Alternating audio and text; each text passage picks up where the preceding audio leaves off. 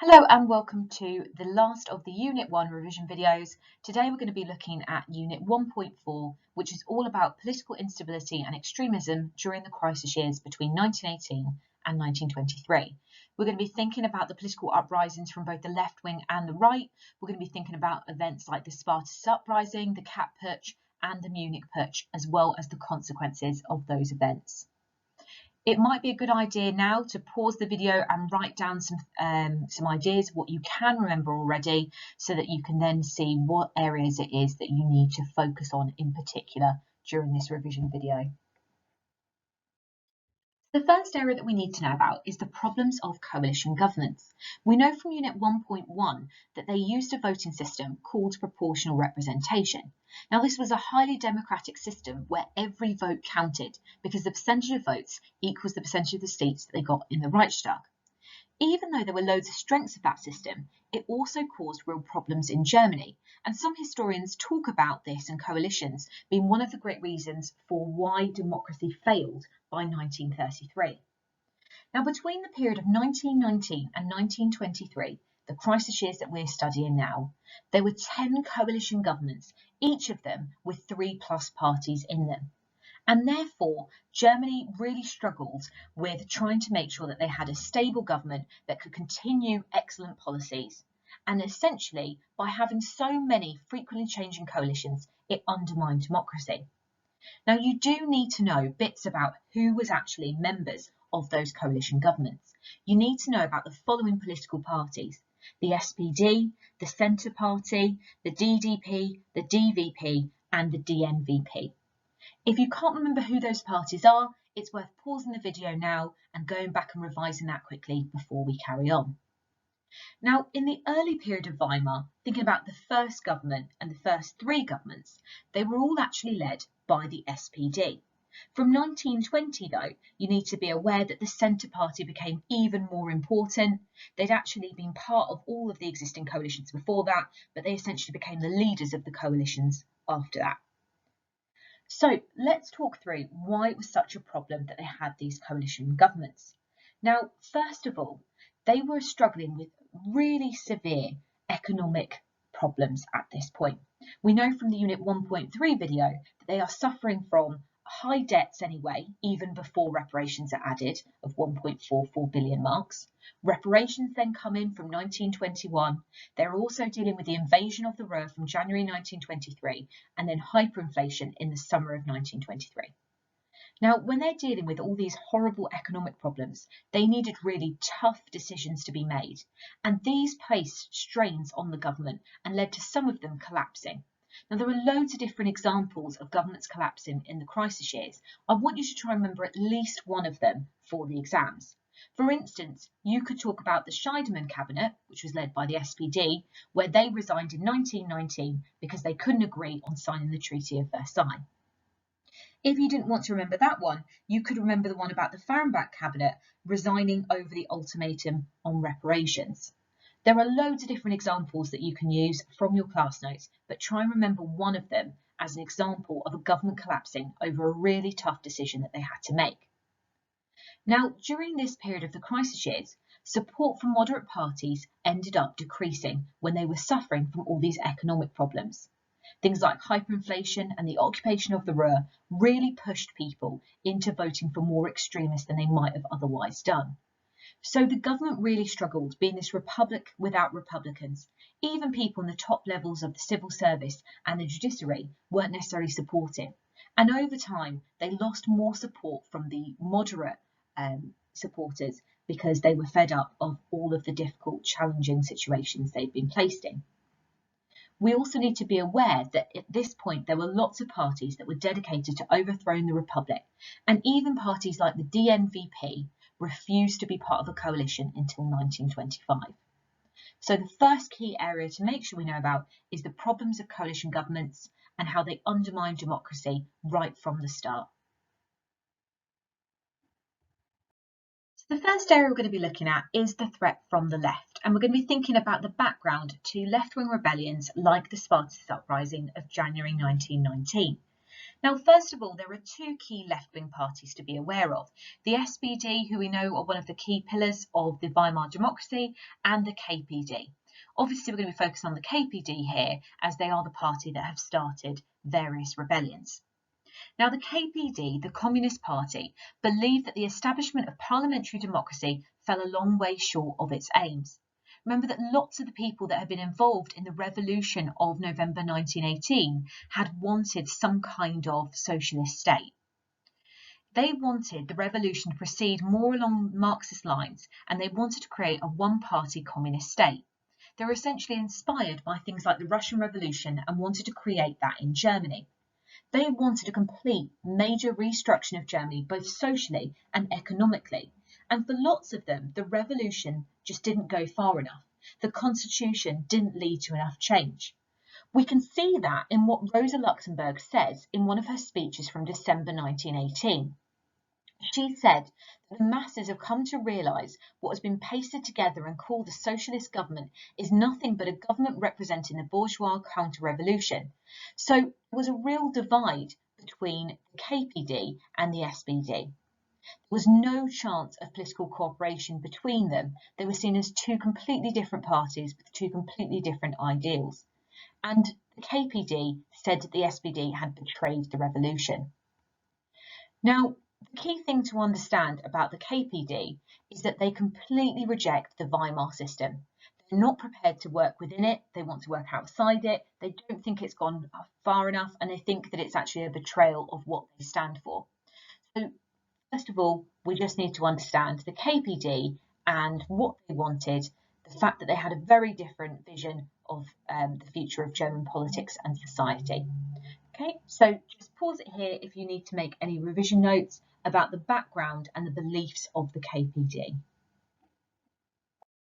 The next thing you need to know about is the Spartacist uprising, which happens in January 1919, when the new Weimar Republic is relatively new and unstable. They decide to try and launch their attack at this point because they think it's going to be much more successful, and they want to try and kind of go on the back of the momentum of the revolution, which has gone on in November 1918 and led to this new government being created on the 9th of November 1918. Okay, so let's have a little look at what happens in the Spartacist uprising. Now at the bottom here I've got a really condensed summary which you can use if you need to for your revision notes, but the rest of it here is what you've already got stuck in your books, which is the more detailed events. So let's go through what happened. On the 5th of January 1919, the Spartacus League, also known as the Spartacists, were led by Karl Liebknecht and Rosa Luxemburg. They wanted to stage an armed uprising in Berlin to overthrow Ebert's government and set up a revolutionary communist regime. They do things like occupying some of the newspaper offices and some public buildings as part of this attempted revolution. However, one of the reasons why it doesn't work is that it's poorly prepared. It was also poorly supported, as the Spartacists had not yet secured the support of the majority of the working class in Berlin, in whose name they said they were acting. We'll come back to why they fail a little bit later on. Ebert's government relied upon the army to put down the revolt, but General Groener had few reliable military units at his command. He therefore had to use the irregular forces of the Freikorps, and there's about 400,000 of them at this point. The Freikorps were a group of ex-soldiers who had been encouraged by Field Marshal Hindenburg and General Groener to volunteer into the new unit. The majority were demobilised junior army officers and those of higher ranks, but the group also attracted some people that weren't part of the original army, for instance some students and adventurers. They were led by General Walter Lüttwitz, who's going to become very important in the Kampfputsch later on, and the Freikorps were supplied with uniforms and weapons from army supplies, but not officially part of the army. In action, they were much less disciplined than the army, but still as well armed. Now, that attempted rebellion goes on between the 5th of January and the 13th of January. But by January the 13th, the Spartacist uprising, excuse the missing capital letter there, had been squashed after brutal street fighting in which many street fighters, including Liebknecht and Luxemburg, had been executed. Now, this shows you how biased the situation was in favour of the right. People that were right-wing often got a fair trial and didn't really get a very long sentence in prison, even if they've committed treason. Here we get Liebknecht and Luxemburg. These charismatic leaders are basically murdered to try and stop them starting any future rebellions. Their bodies are thrown in the river and they are both shot. The defeat of this uprising made it possible for the government to then be able to hold their elections for the Constituent Assembly in January, and they are the people that are making the constitution that's then published and finished in August 1919. However, there is an enormous legacy of this Spartacist uprising. Lots of historians say that this was their best chance for success, and actually the way the government dealt with it by being so brutal and using the Freikorps and over 100 people dying was then remembered by the left, deepened divisions, and some people argue led to the other uprisings that we'll look at in a second. So make sure you know about the events of the Spartacist uprising. You can pause it here if you need to make some notes. Now, everybody needs to make sure that they know about the Spartacist uprising itself from January 1919. But you also need to be aware that that wasn't the end of the left-wing threat for Weimar. There are lots of different events that you have some notes on in your exercise book. You should have a table that looks just like this somewhere in there. Now, what I'm going to do is I'm going to talk through some of the events that happen. You can pause the video and you can make notes if you need to. I'm only going to pick a couple of them to talk through because you won't need to know about all 5 of these in the exam. If you can remember at least one, but maybe 2 of them, that would be fantastic because then you can use them as examples in your exam answers. There's no point trying to learn all 5 because you would only have time in an exam answer to write about 2 of them. So please don't feel like you need to know them all, but it's a good idea to pause the video and read through them and decide which ones you're going to remember afterwards. Okay, so we talked about the first one that involved 50,000 Spartacists back in January 1919 that led to the execution of Liebknecht and Luxemburg. Now I'm going to be thinking about March 1919. Now you can refer to this in exams as an event called Red Bavaria. This was another Spartacist rising that happened in Berlin, just like the Spartacist uprising had happened before. Now, this had all begun because there was a lot of anger over the assassination of a USPD leader. Remember, the USPD is the Independent Socialist Party.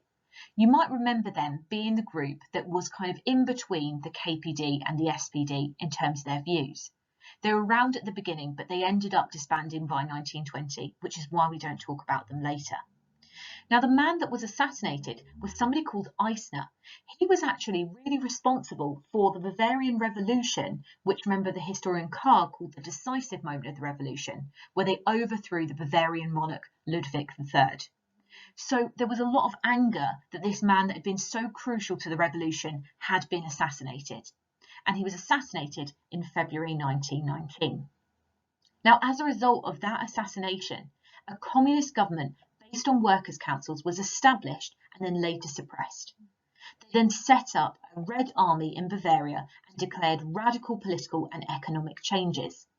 Obviously, the government wasn't happy about this, and nor was the right wing, so it was then crushed by the army and the Freikorps, and this resulted in 1,000 deaths. Now, we've already seen the Spartacist uprising that 100 have died, and that caused outrage, so you can imagine how the left wing felt about 1,000 deaths after this Red Bavaria uprising. So that's the first one that I would make sure I knew. You can pause it if you need to make some notes on it.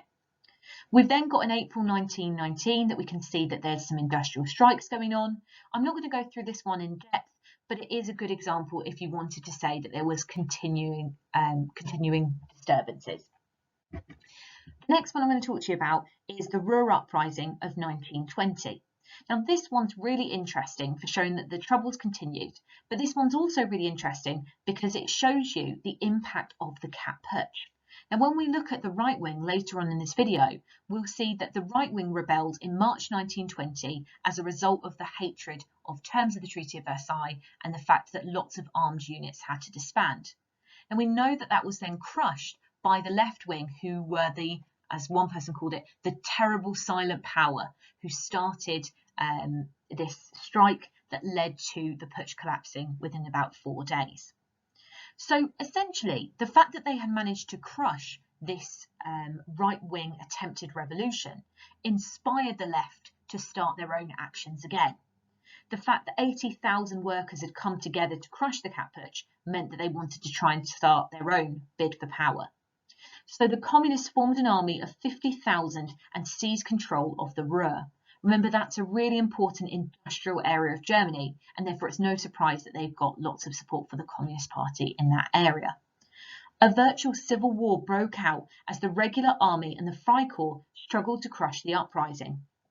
Troubles continued not only in the Ruhr, but there were also outbreaks of disturbances in places like Dresden. Now again, in this event, over 1,000 workers are killed, but so are 250 police and soldiers in this. So there's deaths from both the left wing and the right. There were also further disturbances in Saxony as well, but essentially this is another event where we can see the left wing are feeling frustrated, they want to start their own communist state, and they are then brutally crushed with 1,000 dying in it. So there are two really key events that you could remember. If you wanted to, you could ignore one of those and instead try and learn about the German October, which is the Hamburg Uprising in summer 1923.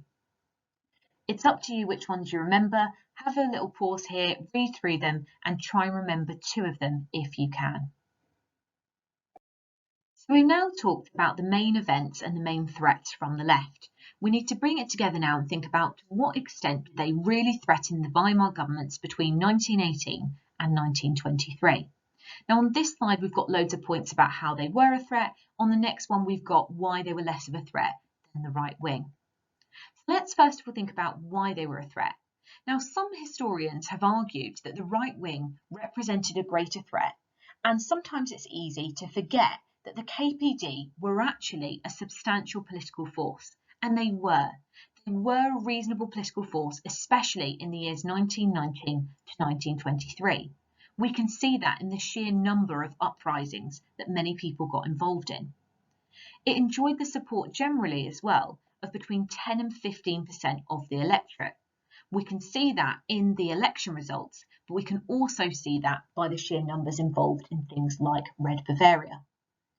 Their members might have been smaller than general support for the right wing, but they were generally incredibly committed, and especially in industrial areas like the Ruhr. They were also constantly kind of causing these revolutionary disturbances. The Spartacus uprising in January 1919 didn't end rebellion. There were constant strikes, protests and uprisings. And all of this, the fact that they were this continuous threat, gave the impression at the time that Germany was facing a Bolshevik-inspired red threat. Many right-wing Germans had exaggerated fears at this point about the possibility of an impending revolution.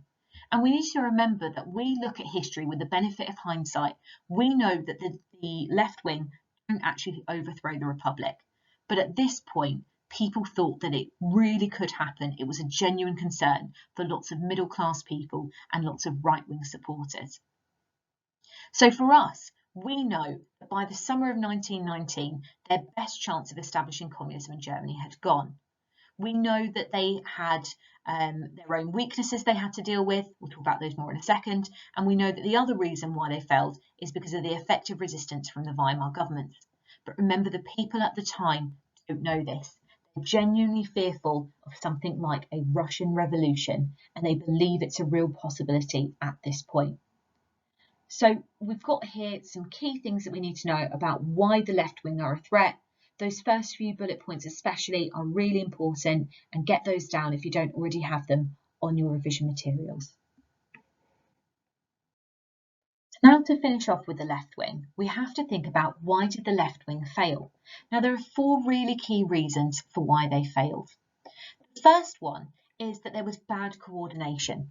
The waves of protests that we've seen were really uncoordinated. We can see things are happening in January 1919, April 1919, March 1920, but all of these are essentially uncoordinated, and they sometimes rushed into certain events, and sometimes they hesitated when maybe they should have committed more. So some historians have described their approach as a mixture of foolhardiness and hesitancy.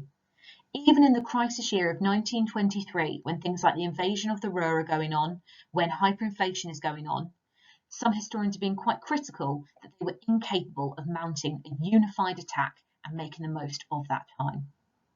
Some people argue that that's down to poor leadership, and obviously these two factors are very much linked. The most able and spirited leaders, the very charismatic Luxembourg and Liebknecht, both died in the first Spartacist uprising in January 1919. The radical leaders they had after were desperately following rather than leading the protests. Their later leadership after the deaths of those two charismatic people suffered from divisions and disagreements, and they didn't have a tightly organised party structure, arguably because of the problems of their leadership. So we've got there a couple of reasons within the Communist Party itself, but there's also some reasons outside of it as well about why it failed. First of all, due to the success of the Weimar governments. Now, the Weimar governments did manage to successfully play on the differences by making concessions that split it. They essentially were very careful to try and divide the left wing. So this was a problem because some of the things that the Weimar governments had done, some of the social welfare reforms, had basically appeased some more moderate members of the KPD, and that meant that the KPD didn't have as much support as they could have done if, for instance, the Weimar government had been led by more right-wing governments at the start. The final reason here is repression, and again this is the Weimar government successfully repressing these different rebellions. Authorities systematically repressed the rebels with considerable brutality. For instance, in the first Spartacist uprising, 100 workers are killed in January 1919. In later uprisings, you get over 1,000 people being killed. This acted as a deterrent for others because it was very clear that the left wing were going to be quite brutally crushed by the government. So there are 4 different reasons there about why the left wing failed.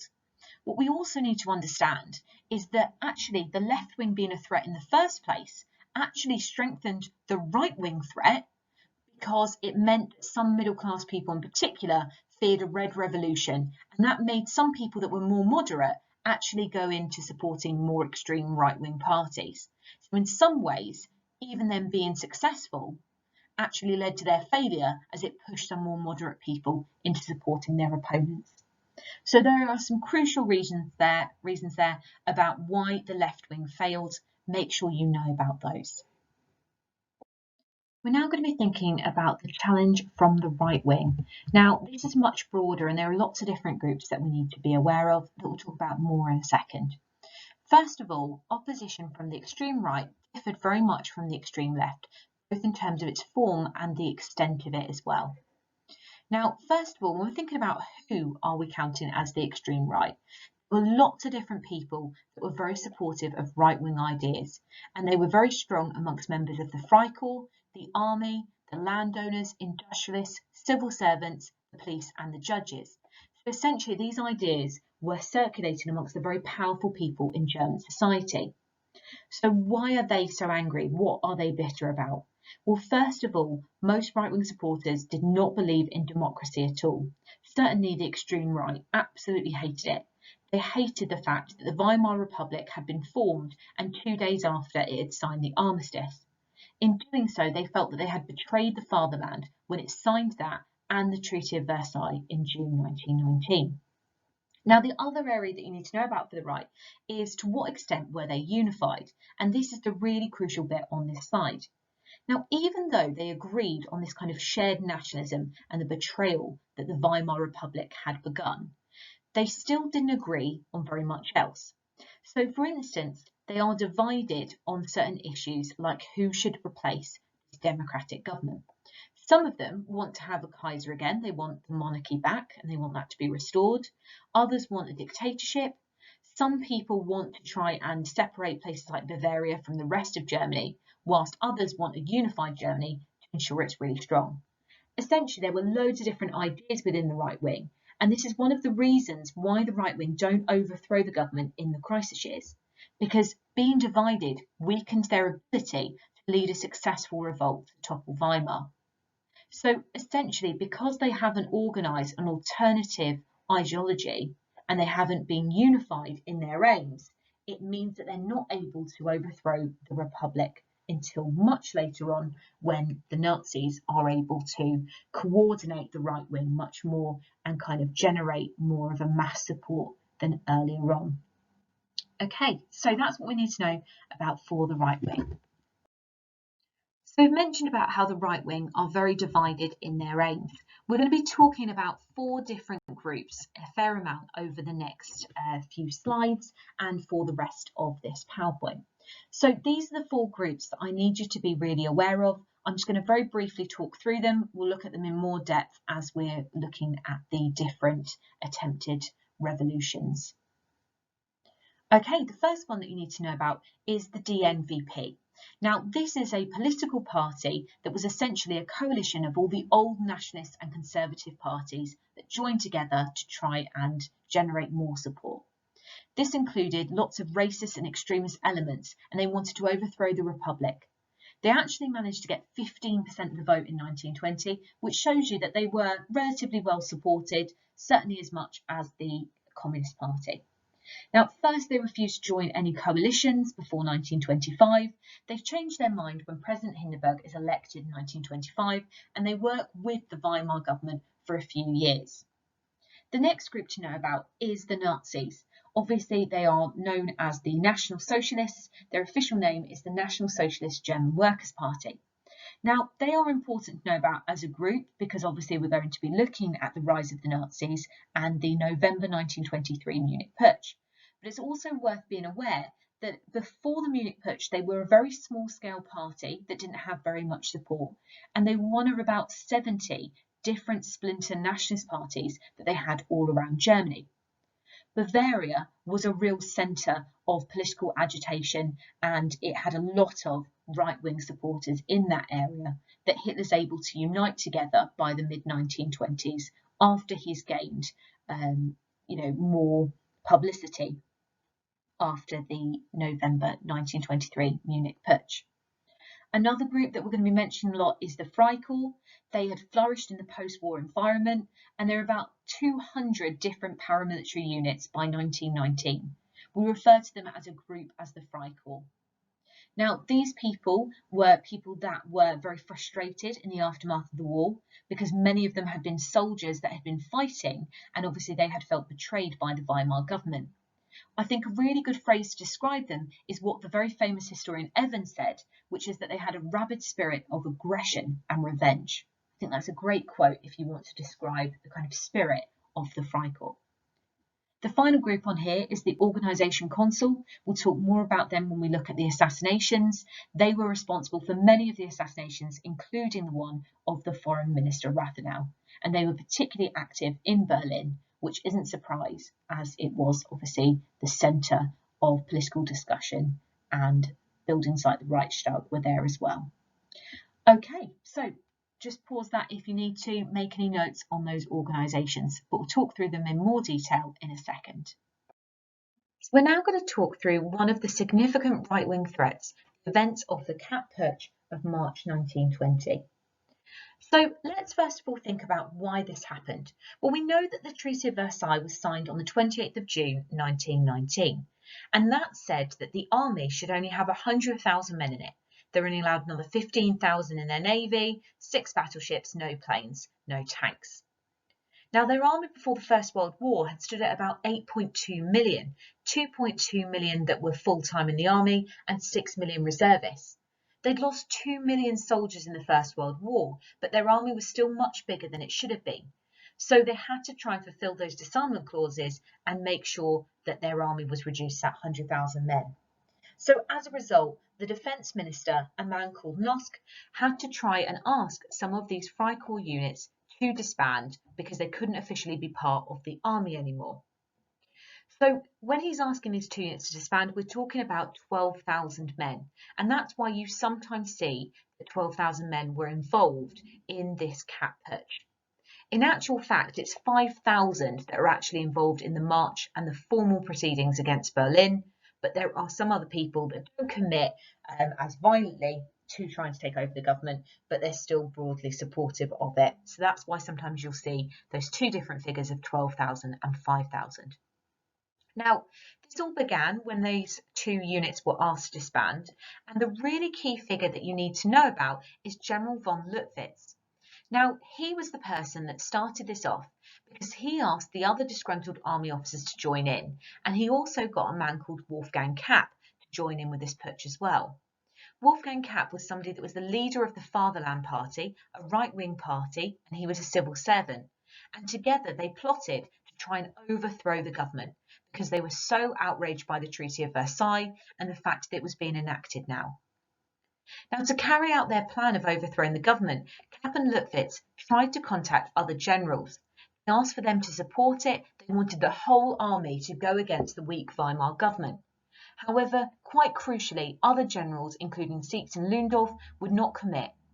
And as a result, the putsch wasn't very successful. Now, they didn't commit to joining the rebellion, but they also didn't commit to ending the rebellion either.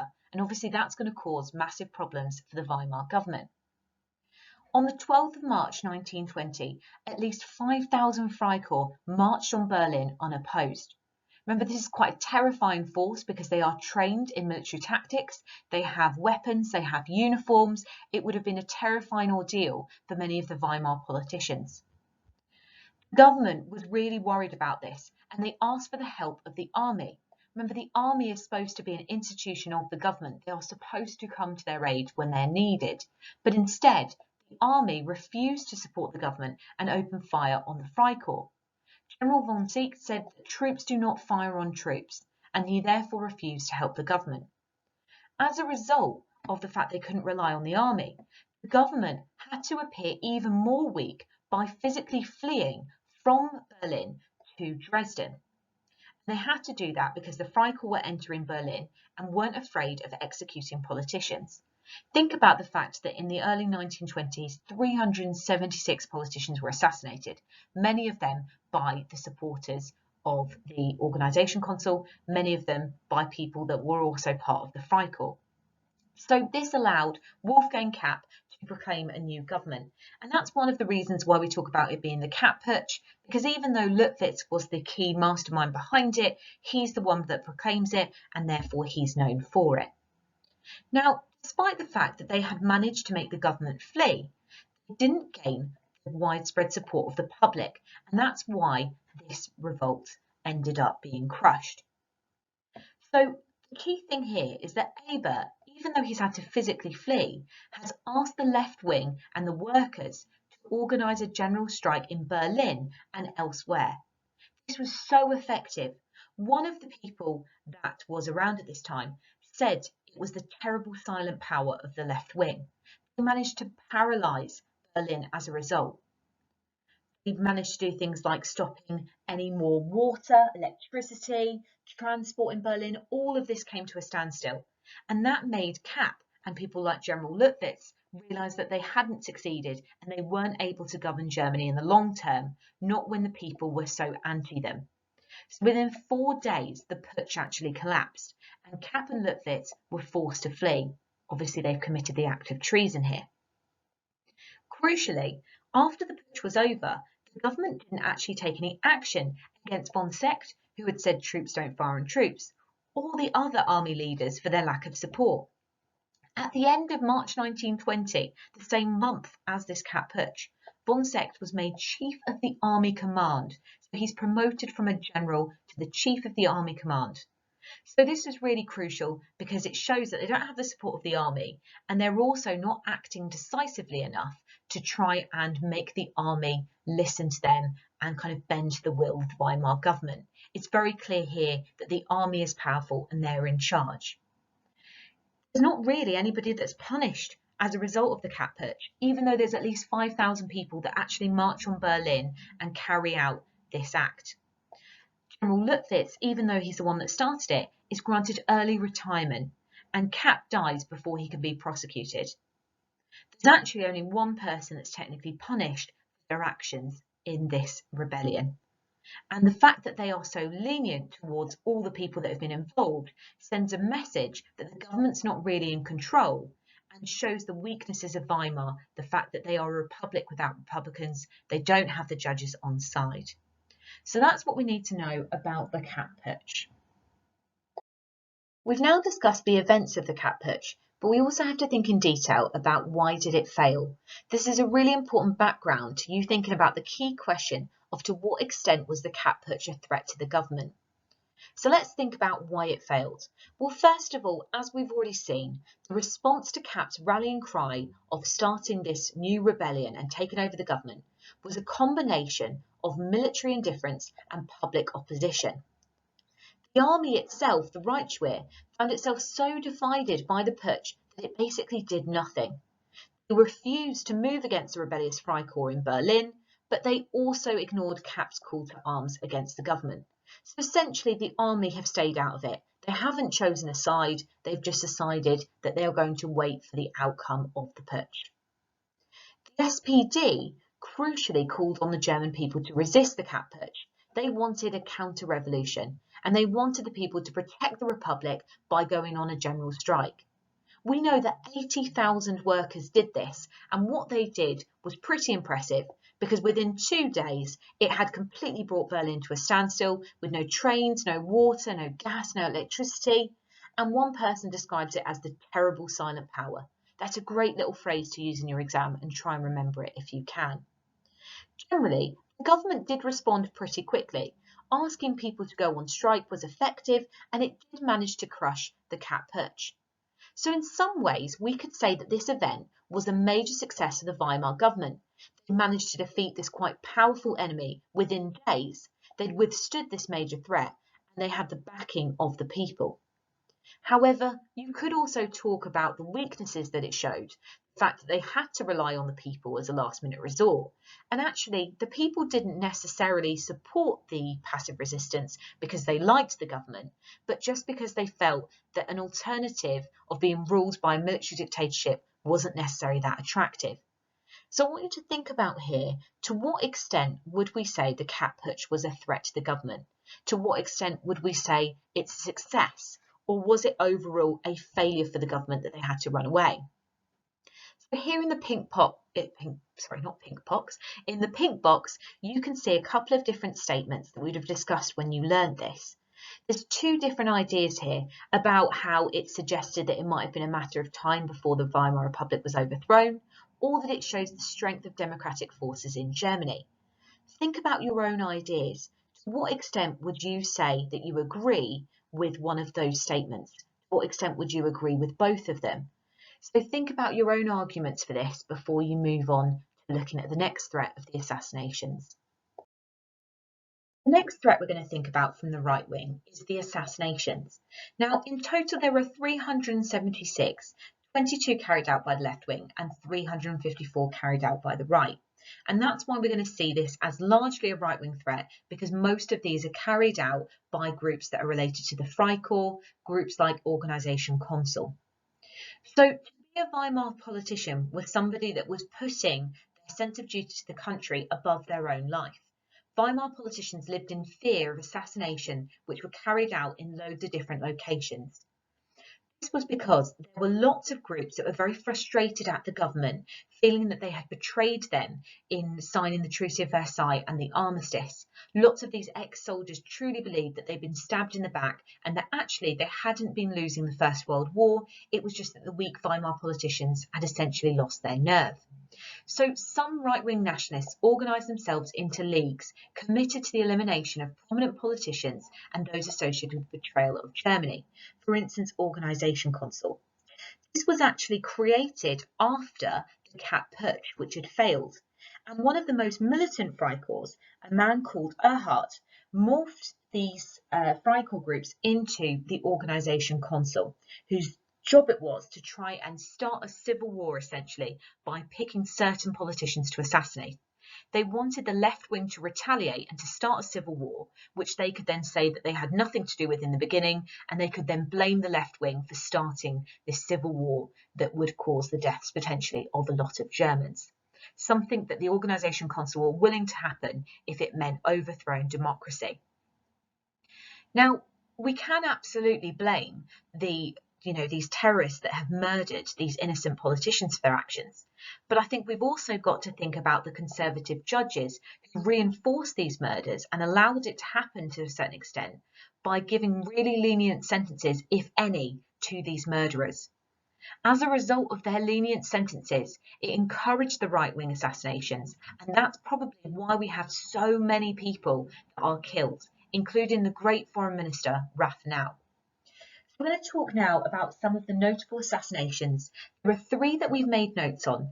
The first two are absolutely the most important ones, and I want you to make sure you know all about Erzberger and Raphanel.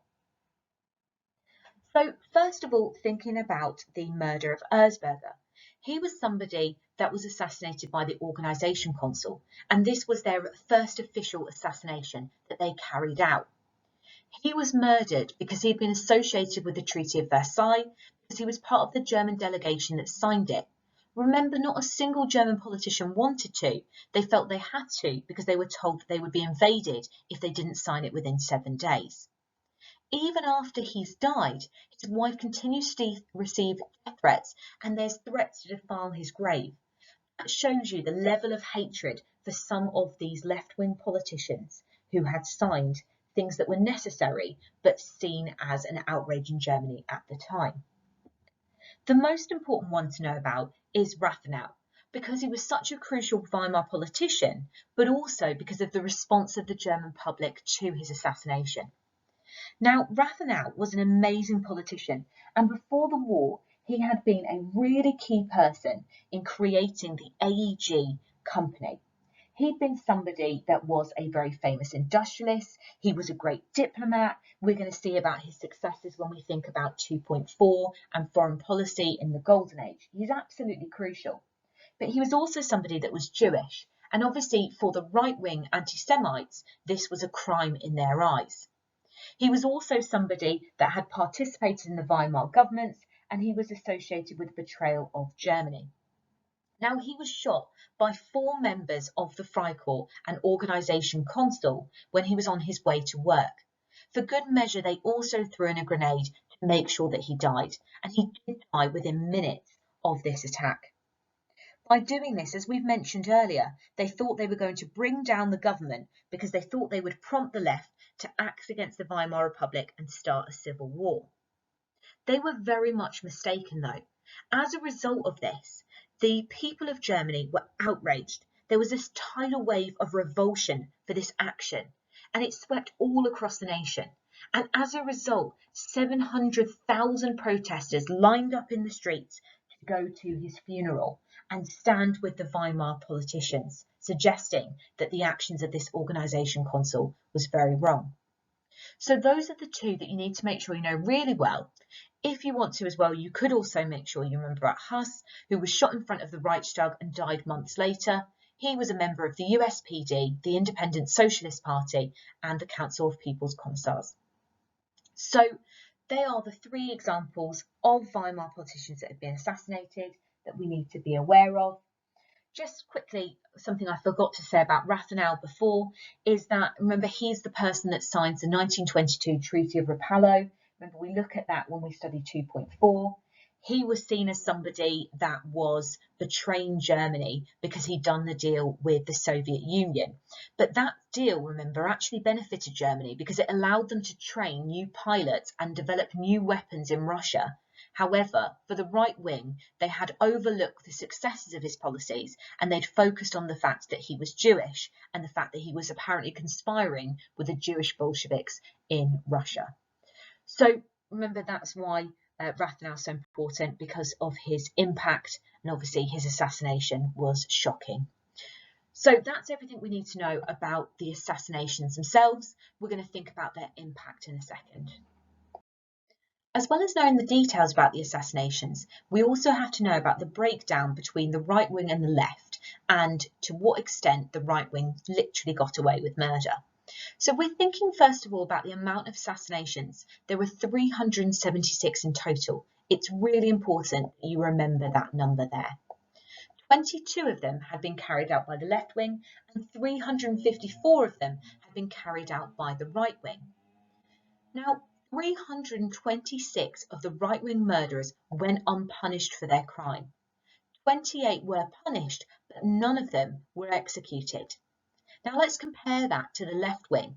We know that 22 murders were carried out by the left, and 10 of them were sentenced to death for their actions.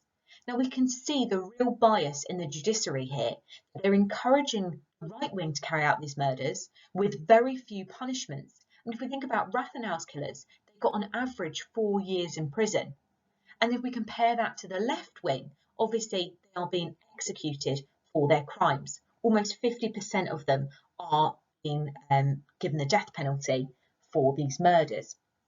Now, as well as knowing the unfair nature, we also have to think about the government's response. So we thought about the judges and the fact that they are not giving fair punishments, but thinking here about the government and their response. What did they do and were they successful?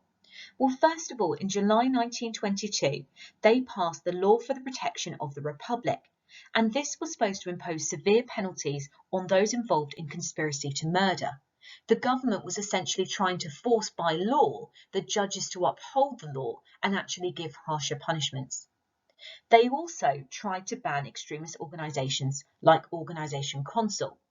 Trying to ban extremists wasn't always successful. For instance, the communist governments refused to implement the laws in Bavaria, but at least the government was trying here. However, we could talk about the fact that actually, even though they tried to stop the right wing, actually the right became even more arrogant because they knew that the law would protect them. And actually the left felt quite betrayed by this because they felt that they were being harshly dealt with when the right wing were able to get away with severe crimes. So here again, we've got an example of Weimar generally overestimating the threat from the left, thanks to the conservative forces who've successfully exploited the image of the left as a powerful threat, and again, underestimating the right and allowing the right wing to establish itself, allowing people to literally get away with murder. Next threat from the right that you need to know about is the rise of the Nazis. So I'm just going to go through the key things that you need to know about the early Nazi Party. Now, first of all, before this slide, the background that we need to understand is that Hitler is an Austrian. Austria and Germany are very close at this point. We know that Hitler fights for Germany in the First World War and even wins medals with the Iron Cross for bravery. Now, he was outraged by the ending of the First World War and the loss by Germany. He was also really shocked by this, like many Germans, because there hadn't been any Allied occupational troops within Germany itself. So he, on the request for the army, decides to join the Nazi Party. Now, it wasn't called the Nazi Party at first. As we can see here, it was at first called the German Workers' Party, and it was set up in January 1919 by a man called Drexler that we can see here. Now, by September 1919, this had caught the attention of the army. The name the German Workers' Party made it seem as if it was a communist party, and therefore the right-wing army were quite fearful of it. So Hitler attended a meeting expecting to spy on them and report back to the army, and he expected not to like their ideas. But when he gets to the meetings, he realises that actually they're right-wing and they share lots of the same views as him. For instance, they're blaming the communists and the socialists for bringing down the Kaiser.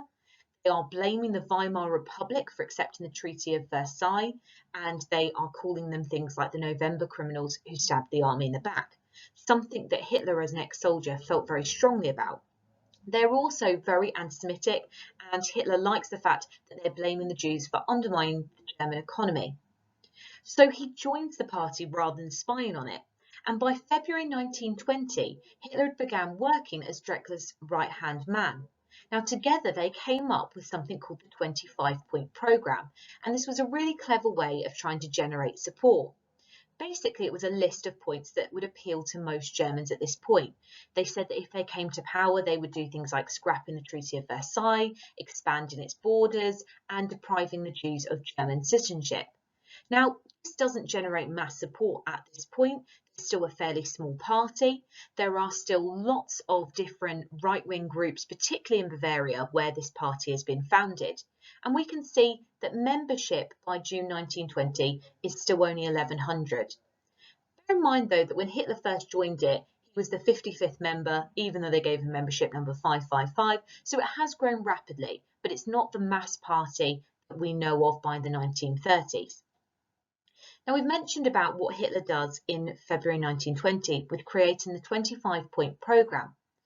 By June 1920, Hitler's become quite the public speaker and is delivering lots of passionate speeches to lots of beer halls, especially in Bavaria. He's saying really popular ideas and exploiting the fact that many people are so dissatisfied with the Weimar government and membership is increasing. Remember, this is a time of political chaos because even back in March, we have things like the Cat Putsch. By August 1920, Hitler's coming up with some even better ideas for making the Nazi Party more popular. For instance, he's suggesting that they change their name from being the German Workers' Party to being called the National Socialist German Workers' Party, the NSDAP. The idea is that that would then appeal to more people because nationalism is an idea that is right-wing, socialism is an idea that is left-wing, and therefore they're appealing to nationalists, they're appealing to socialists, and they're appealing to the workers who represent about 46% of the German population. He's also doing things like putting in the swastika as their new emblem, all of this to try and make them even more popular. Now, by 1920, Hitler is the unofficial leader of the Nazi Party, but it becomes official in 1921 when Hitler pushes out Drexler and becomes the party leader. Technically, the SA have been around since 1920, this basically private army, paramilitary wing of the Nazi Party, but they get officially formed properly in 1921. Remember, they're the brown shirts that are going to be very much involved in the Munich Putsch. The SS isn't created until after the Munich Putsch when Hitler's released from prison. So that's the background to the Munich Putsch that we need to know. Essentially, even when they try and take over in November 1923, they're still a small party. They've got maximum about 3,000 people supporting them by 1921. So they're small scale, but they are doing as much as they can to generate support. So now we need to think about the events of the Munich Putsch. Let's first of all just think about the background and some of the characters that we're going to be mentioning today. Now, obviously, we're going to be thinking about Hitler as leader of the Nazi Party by this point. He's got about 3,000 members, and although the Nazi Party has grown in size from the 55 members when he first joined, it is still very small scale and is just one of a lot of different right-wing parties that were establishing themselves in Bavaria. Other people that we need to know about are von Kahr. Von Kahr was somebody that was in charge of the Bavarian state government, and he was somebody that was deeply anti-democratic. He wanted the restoration of the monarchy and an independent Bavaria. We're also going to be talking about Lossow. Lossow was in charge of the Bavarian army. He was somebody that was very conservative and supported authoritarian rule. So those are the individuals that we're going to be talking about. Now, first of all, why did Hitler want a putsch in this way? Why did he want to start a rebellion? Well, essentially, he'd been inspired by Mussolini, and Mussolini had had the March on Rome in 1922 and then taken over Italy as a result. Hitler thought that the time was right for him to be able to do the same. He felt that at this point in November 1923, the people were really fed up with their government. He wanted to capitalise on the anger over things like hyperinflation and the invasion of the Ruhr, and wanted to try and take over before the government had a chance to sort itself out. So he decided this was the moment. Now, originally, he had been plotting with Kahr and Lossow, these two very important and influential people in Bavarian politics. And they had discussed with him the idea of marching on Berlin and taking over the government. However, they hesitated just before the putsch, announced it, and they told Hitler that they didn't want to be part of this. They were worried about what would happen to them after. They didn't think it had much chance of success, and obviously they'd be committing the act of treason. So they tried to stop it and abandon the plan. However, we know that Hitler isn't a very cautious man, and he didn't want to lose the opportunity. So on the 8th of November 1923, we have von Kahr that is starting to do a speech in a Bavarian beer hall, and he's addressing a large audience, about 2,000 people. Hitler then storms in with his stormtroopers, the SA, the brown shirts. There's about 600 of them that go into this beer hall with him and force Kahr and Lossow to agree to support their uprising. They say that they will then install Ludendorff as the new chief of the army, and that both of them will benefit from the Nazis being in power. But Hitler can't stay there all night. So as this starts late on the 8th of November, these events carry on into the morning of the 9th of November and the early hours. Hitler, when he's made Kahr and Laszlo agree to be part of this, then goes to try and take over the Munich army barracks. However, this crucially fails and they don't manage to take over it. Now, on the early hours of the 9th of November, President Ebert declared a national state of emergency because of that treason that's going on in Munich. Kahr and Laszlo managed to get free by promising to be part of this rebellion and asking Ludendorff if they can leave the beer hall. Then von Kahr rings the armed police and tells them about Hitler's planned march. There ends up being a battle between the Nazis and the armed police, which is a key part of the Nazi folklore. Now, at least 14 Nazis die.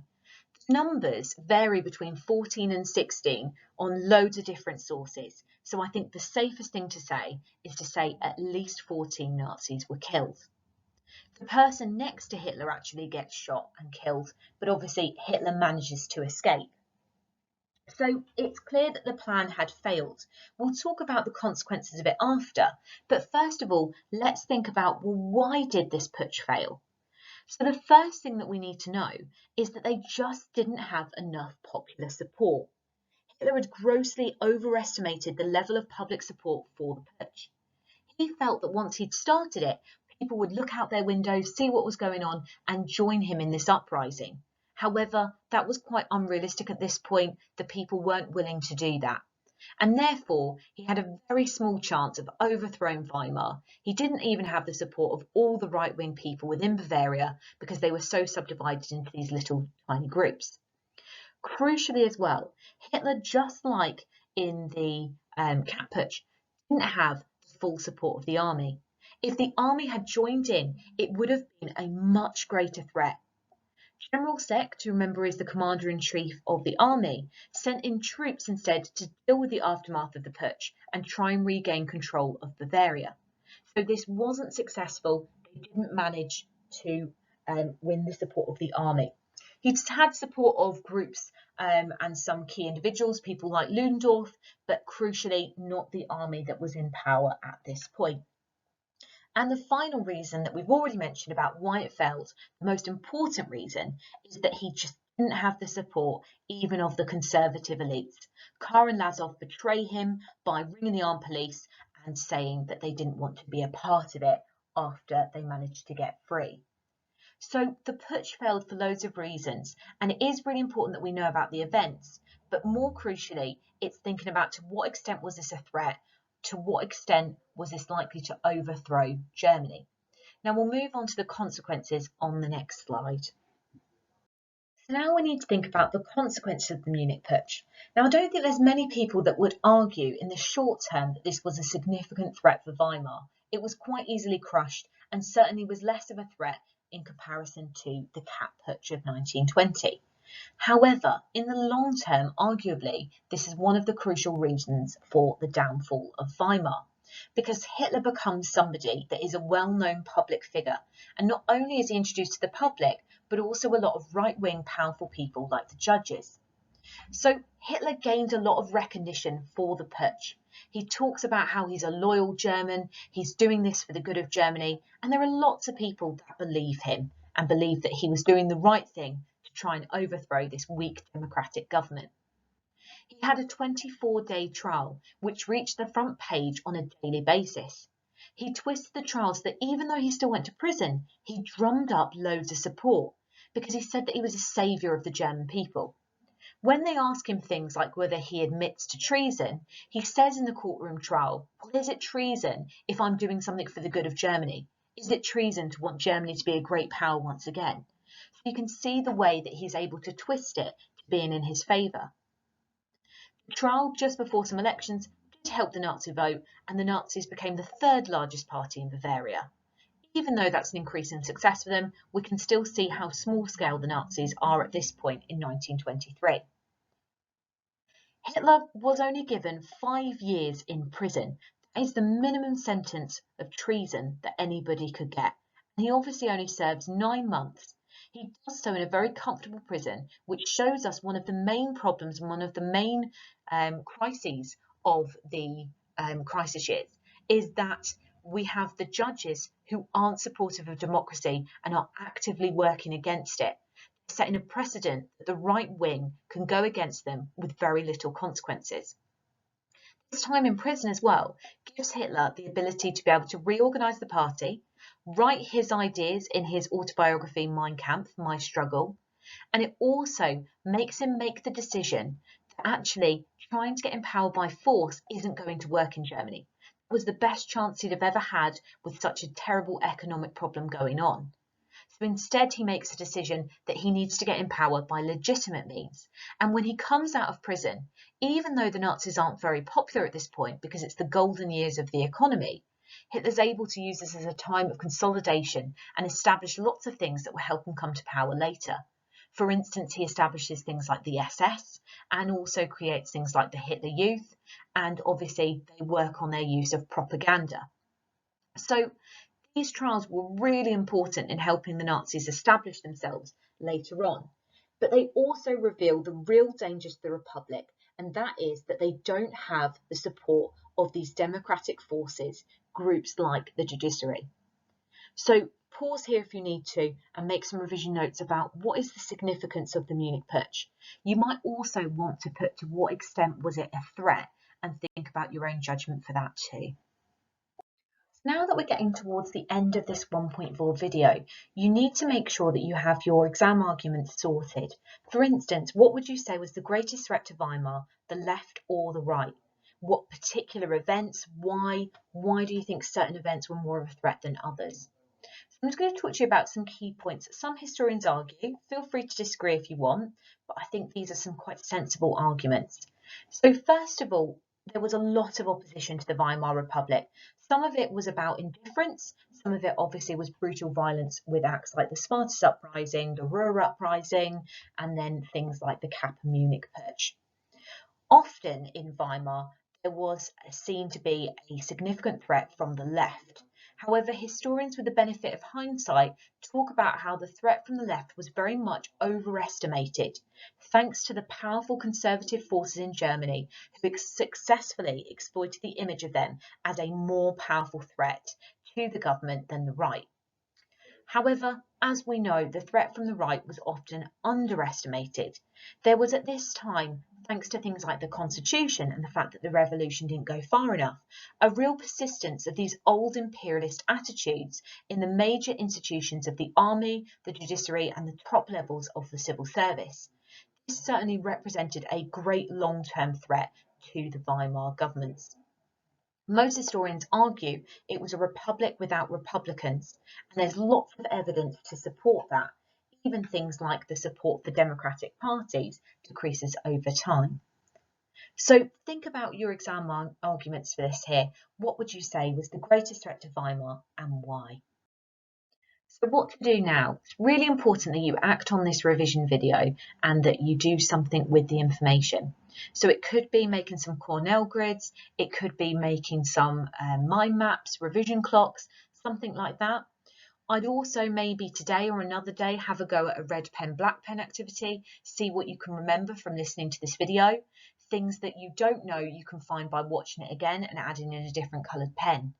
And obviously, as always, please make sure that you are doing some exam question planning, maybe writing introductions and a conclusion, maybe writing out a paragraph, writing out a whole answer. It doesn't matter exactly what you do, but you need to make sure that you are doing something with the information. For instance, you could have a go at writing out part of or a full answer for this question here, that the Weimar Republic was seriously challenged by right-wing extremism in the years 1919 to 1923. If you don't want to have a go at that question, you could have a go at one that involves you writing about the left-wing and the right-wing threat. It's up to you. Okay, so that's it. Well done for listening to the video. There's actually going to be one final video for Unit 1 where there's going to be a video that kind of ties it all together and thinks about why does Weimar survive. That's going to be called 1.5 and it will be on YouTube shortly.